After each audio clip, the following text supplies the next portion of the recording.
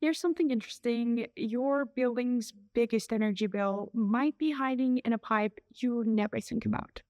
Hi, this is Serra from Apollo, and I will be talking about district cooling, what it is, why it matters, and how to stop it wasting money. Especially if you're in the UAE, stick along. Let's start with the basics. What actually is district cooling? District cooling is when instead of every building running its own chillers, one central plant makes chilled water and pipes it out to dozens of buildings at once. Think of it like a shared utility, but for cold.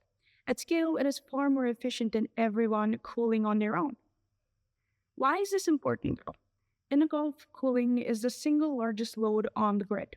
In Dubai, roughly 70% of all electricity goes to air conditioning.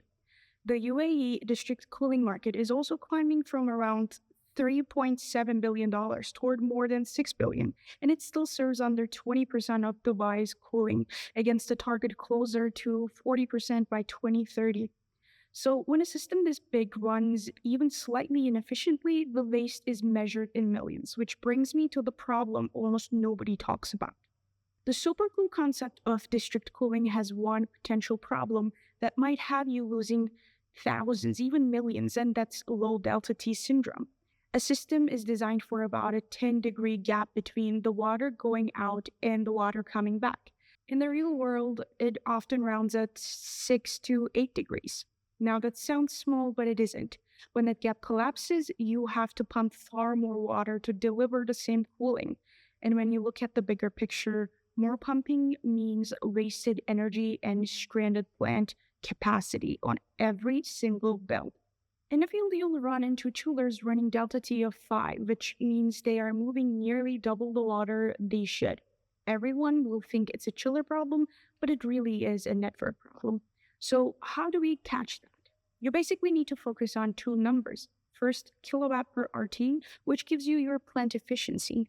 High performers will be pushing below zero point 0.9 for this number. Second one is your system delta T held in your design. The golden rule here is to watch them live, not monthly. An afternoon spike never shows up in a monthly average, and that is exactly where the money leaks. So how do you actually optimize a district cooling system? And is it even optional anymore? Let's take the second part first. In the UAE, it is no longer optional. In Dubai, the RSB regulates district cooling and sets the tariffs. In Abu Dhabi, it's the Department of Energy, and the UAE targets a 40% cut in energy demand by 2050, which means this is compliance now. Here at Apollo, our optimization solution is a simple 6-step framework. First, you need to baseline with real, continuous data. Then you diagnose the losses. Next, you fix the hydraulics. Next, you optimize how your chiller sequence. Then you put thermal storage to work to dodge peak charges. Lastly, you monitor and report continuously so the gains stick.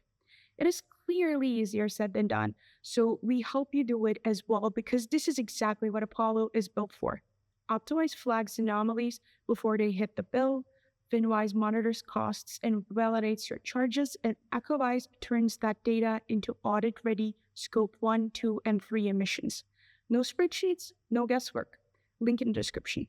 If this was useful, follow and subscribe to Apollo, where we break down everything you need to know about energy management. See you next time.